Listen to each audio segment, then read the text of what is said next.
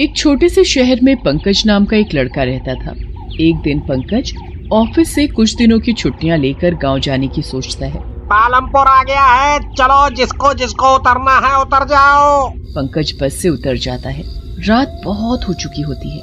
यहाँ तो कोई भी नहीं दिख रहा। अब इतने भारी भारी बैग लेकर मैं कैसे जाऊँगा?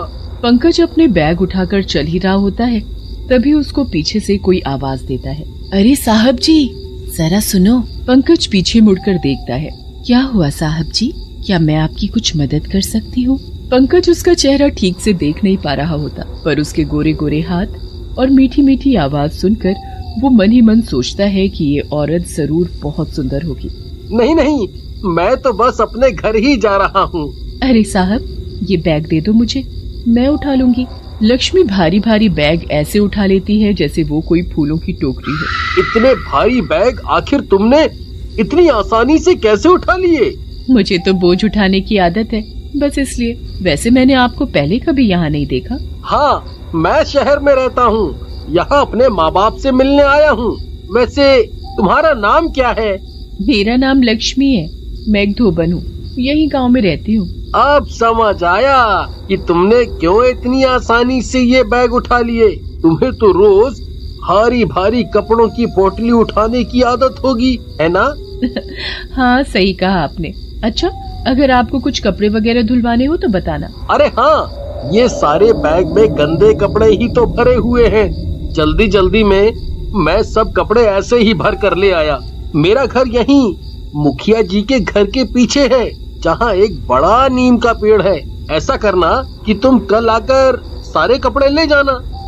ठीक है साहब जी। अच्छा लक्ष्मी, एक बात तो बताओ, ये तुमने घूंघट क्यों डाल रखा है?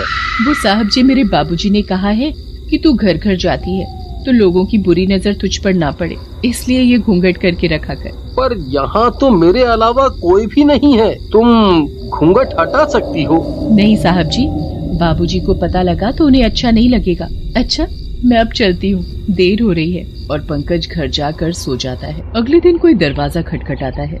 लगता है वही धोबन कपड़े लेने आई है। पंकज जल्दी से जाकर गेट खोलता है। लक्ष्मी वहीं घूंघट किए हुए होती है। साहब जी, मैं लक्ष्मी, वो रात को मिली थी ना? हाँ हाँ, मैं तुम्हें कैसे भूल सकता हूँ। मैं अभी सारे गंदे कपड़े ला कर देता हूँ।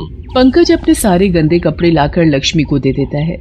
उसके बाद लक्ष्मी नहर पर जाकर बैठ जाती है। उसके बाद वो जैसे ही अपना घूंघट ऊपर करती है तो वो एक इंसान नहीं बल्कि एक चुड़ैल होती है। चुड़ैल नहर के अंदर बैठकर एक एक कपड़े को ऐसे पटक पटक कर धोती है जैसे वो कोई कपड़े नहीं बल्कि किसी को पीट पीट कर उस पर अपना गुस्सा निकाल रही हो। पूरी रात वो चुड़ैल ऐसे ही नहर में बैठी कपड़े धोती रहती है और फिर सुबह होते ही वो अपना घूंघट फिर से डाल लेती है ताकि उसका असली चेहरा पंकज न देख पाए। उसके बाद वो पंकज के घर कपड़े देने चली जाती है। दरवाजा खोलो साहब जी, मैं कपड़े लाई हूँ। पंकज दरवाजा खोलता है। अरे वाह, तुमने ये कपड़े धो भी दिए। सच में तुम बड़ी ही मेहनती हो। धन्यवाद, अब मैं चलती हूँ। अरे बैठो ना, माँ और बाबूजी चाचा जी से मिलने गए हैं, कुछ दिन बाद आएंगे। अरे नहीं, मुझे जाना होगा। अरे लक्ष्मी, मैं यहाँ किसी को भी नहीं जानता। अगर तुम्हारे पास थोड़ा टाइम है तो चलो बैठकर बातें करते हैं। फिर मुझे और भी जगह कपड़े देने जाने हैं। ओहो, कोई बात नहीं, दे देना। लक्ष्मी और पंकज बैठकर बहुत देर तक बातें करते हैं। तुम एक बार क्या ये घूंघट नहीं हटा सकती? नहीं, वो बाबूजी गुस्सा करेंगे ना। तुम और तुम्हारे बाबूजी, और हाँ, और ये घूंघट भी। आप इस गांव में पहले कभी नहीं आए? आया था एक बार पढ़ाई पूरी होने के बाद, फिर कुछ दिन रहकर चला गया था वापस। पंकज फिर तभी अपनी कमर पकड़कर कराहने लगता है। क्या हुआ आपको? पता नहीं, कमर ऐसे दुख रही है जैसे किसी ने मुझे अच्छे से पीट दिया हो। ओहो, इस पर दवा लगा ले, ठीक हो जाएगा। कुछ दिन ऐसे ही पंकज रोज लक्ष्मी से मिलने लगता है और उसे बहुत पसंद करने लगता है। पर लक्ष्मी रोज पंकज से गंदे कपड़े लेकर तालाब पर जाती और चुड़ैल बनकर एक एक कपड़े को बुरी तरह पटक पटक कर धोने लगती। कुछ दिन बाद पंकज के माँ बाबूजी आ जाते हैं। कैसे हो बेटा, तुम्हें छोड़कर जाना पड़ा। क्या करे, चाचा जी की तबीयत ज्यादा खराब थी इसलिए। कोई बात नहीं माँ, बस आजकल कमर में बहुत दर्द है, तो उससे मैं बड़ा परेशान हो गया हूँ।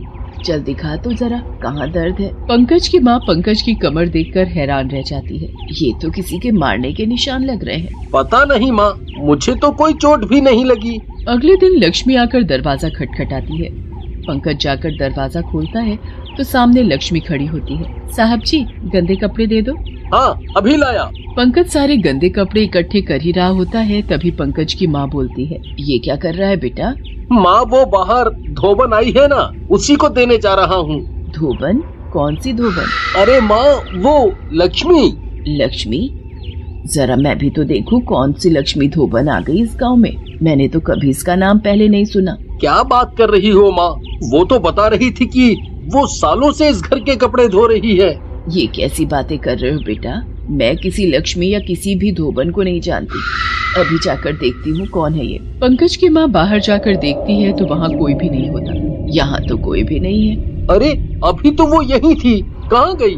बेटा, मुझे कुछ गड़बड़ लग रही है। क्या गड़बड़ माँ? कोई गड़बड़ नहीं है। आप जाओ, जल्दी से जाकर बढ़िया सा खाना बनाओ बस। उस दिन के बाद से लक्ष्मी का आना बंद हो जाता है और पंकज के शरीर पर पड़े निशान और उनमें दर्द और ज्यादा बढ़ता जा रहा होता है।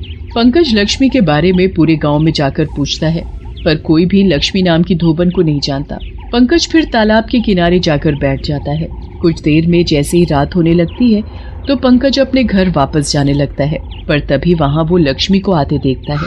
पंकज लक्ष्मी को आवाज लगाने ही वाला होता है, तभी लक्ष्मी अपना घूंघट हटा देती है और अपने चुड़ैल वाले रूप में आ जाती है।